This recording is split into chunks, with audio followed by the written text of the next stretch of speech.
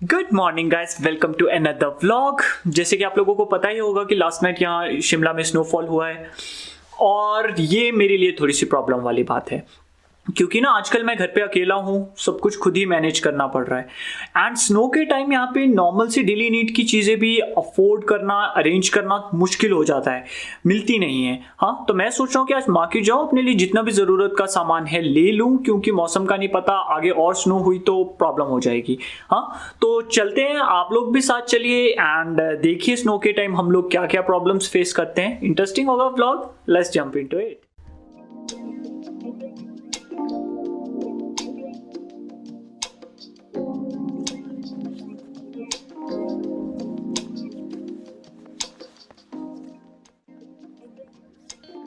अच्छा, तो आप लोगों के लिए ये व्लॉग देखना इसलिए ज़रूरी है ना क्योंकि ज़्यादातर लोगों को क्यूरियोसिटी रहती है कि शिमला जाकर स्नो देखनी है। हाँ, देखते हैं स्नो कैसी होती है, बट सीरियसली स्पीकिंग स्नो ना सिर्फ देखने में ही अच्छी लगती है, बट यहाँ पे सरवाइव करना बहुत ज़्यादा टफ है। तो आज के पूरे व्लॉग में आप लोगों को दिखाऊंगा कि आफ्टर स्नो अभी यहाँ पे इवन इतनी नहीं हुई है जितनी यूजुअली होती है, तब तो बहुत ज़्यादा बुरा हाल होता है। इलेक्ट्रिसिटी भी नहीं होती, बेसिक नीड्स का कोई सामान नहीं मिलता और जो टूरिस्ट यहाँ पे आते हैं उन्हें रहने के लिए जगह नहीं मिलती, बहुत सारी प्रॉब्लम्स आती है, गाड़ियाँ, कोई भी आपकी ट्रांसपोर्टेशन नहीं चलती। ठीक है, तो अभी कम स्नो हुई है बट स्टिल इस व्लॉग में ना दिखाऊंगा स्टिल कि यहाँ पे स्नो के बाद लोगों की लाइफ कैसी रहती है। इंटरेस्टिंग रहने वाला है, चलते आगे। अगर आप लोग जानना चाहते हैं कि लास्ट नाइट कितनी स्नो हुई है, मतलब कि अगर उससे मेजर करना है तो कोई ऐसा क्राइटेरिया नहीं है, आप यहाँ देख सकते हैं जितनी इस पे स्नो है, जितना इसका लेवल है उतनी रात को स्नो हुई है। ओवरनाइट स्नो होती रही कॉन्टीन्यूसली एंड स्टिल जैसे कि सुबह होते ही मौसम सही हो गया था, तो अभी एज यू कैन सी तो पीछे धूप निकली है तो सब ऑलमोस्ट क्लियर हो रहा है। हाँ, बट वही ठंड उतनी ही है फिर भी।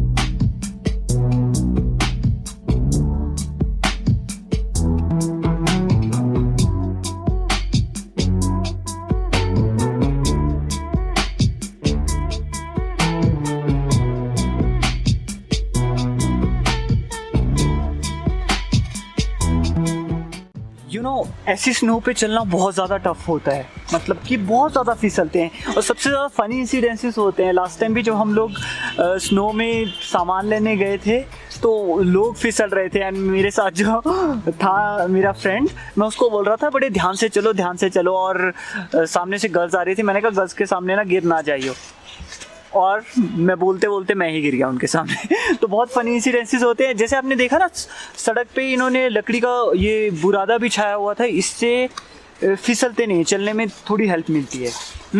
तो अगर आप यहाँ शिमला विज़िट कर रहे हैं, शिमला के कहीं पे भी जहाँ पे स्नो है, तो मेक श्योर कि आप अच्छे वाले शूज़ पहन के आएँ जिसमें कि ग्रिप अच्छी हो। हाँ, अदरवाइज़ आपको चलना बहुत डिफ़िकल्ट होगा और गिरना विरना तो कॉमन है फिर स्नो में। ये चीज़ इंपॉर्टेंट चीज़ है, ध्यान में रखने वाली बात है। तो देखिए आप लोग, मेरे शूज़ देखे आप लोगों ने, ये स्पेशली स्नो के लिए लिए हमने। ज़रा शूज़ दिखाओ मेरे, ये स्नो के लिए स्पेशल होते हैं, ये नॉर्मल कैजुअली पहनने के लिए नहीं है, ये सिर्फ मैंने विंटर्स के लिए लिए हैं। और इनका बेनिफिट, ये आर्मी शूज़ हैं, बेनिफिट यही स्लिप कम होते हैं और गर्म रहते हैं। अदरवाइज़ सर्दियों में सबसे ज़्यादा जो ठंड लगती है ना, हाथों में और पाँव में, तो आपने ये दो चीज़ें गर्म रखनी है, काम हो गया।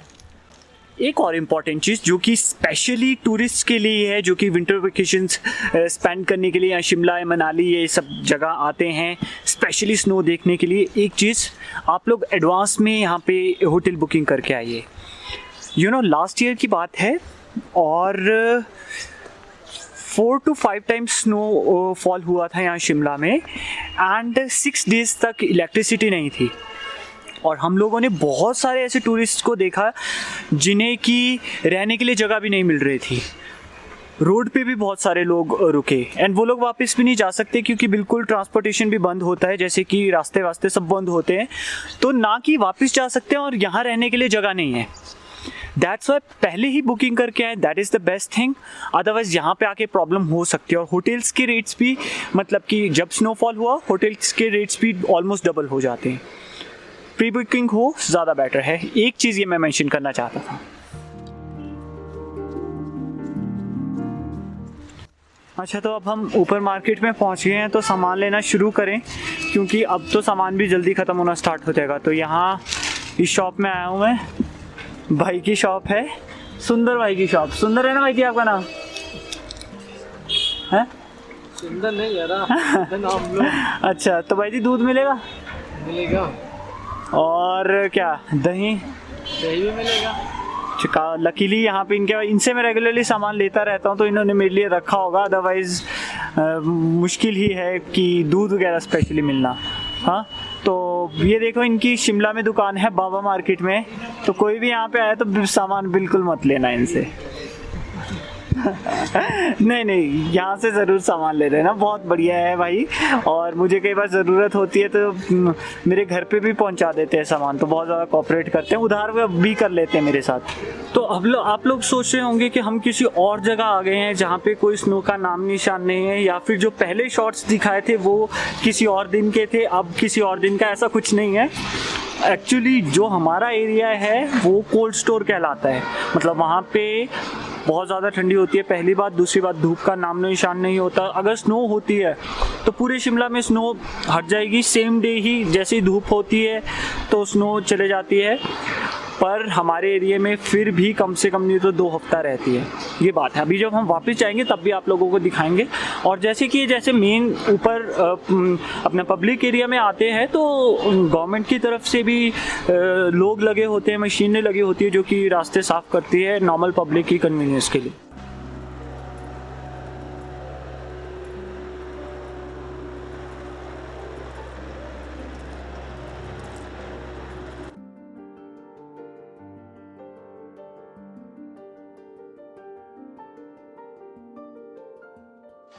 अच्छा गाइस, तो बात ऐसी है कि मेरे पेरेंट्स आउट ऑफ स्टेशन हैं और कम से कम 1 वीक वो लोग वहीं पे रहने वाले हैं।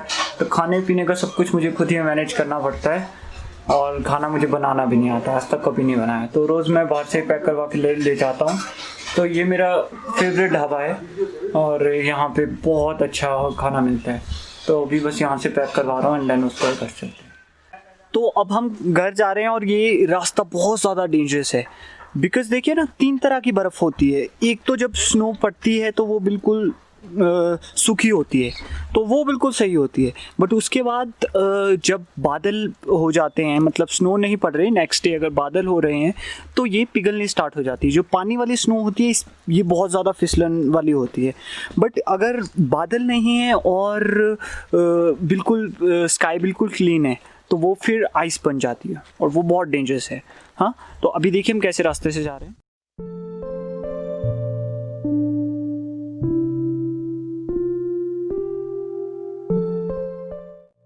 तो गाइस फाइनली अब घर पहुंचने वाले हैं और वही मैंने बताया था ना, कोल्ड स्टोर अब स्टार्ट हो गया। यहाँ पे आपको स्नो आसपास दिख रही होगी।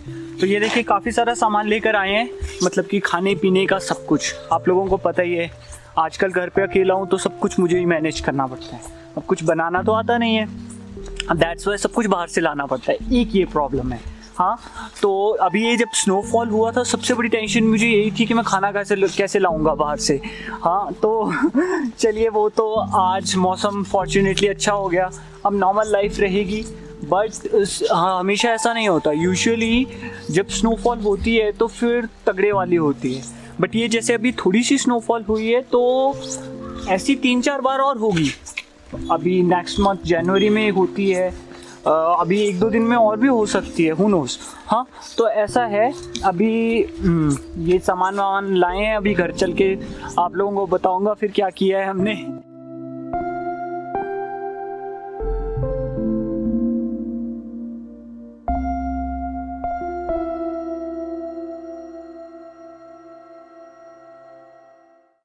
तो फाइनली मैं घर पहुंच गया हूँ। एंड अगर आपको मेरी कोल्ड स्टोर वाली बात पे विश्वास नहीं आ रहा होगा तो देखिए, पूरे शिमला में ऑलमोस्ट कुछ घंटों में ही स्नो चले गई है। एंड मेरे एरिया में, ये मेरे घर के बाहर का आंगन है, एंड देखिए यहाँ पे। So that's it for today's vlog guys. बस व्लॉग में ये दिखाने का मकसद था कि स्नो पड़ते हुए अच्छी लगती है और स्नो वाली जगहें घूमने के लिए सही है, सब सही है, पर लाइफ इजी नहीं होती। हाँ, अभी तो स्नो कम पड़ी है, जब ज़्यादा होती है तो सीरियसली स्पीकिंग सर्वाइव करना is not an easy task. हाँ, तो आप लोगों को जो भी छोटी छोटी थोड़ी थोड़ी इन्फॉर्मेशन मैंने दिया है, होप हेल्प करेगी। व्लॉग अच्छा लगा तो प्लीज़ लाइक कर दीजिए, सब्सक्राइब कर दीजिए। Thanks for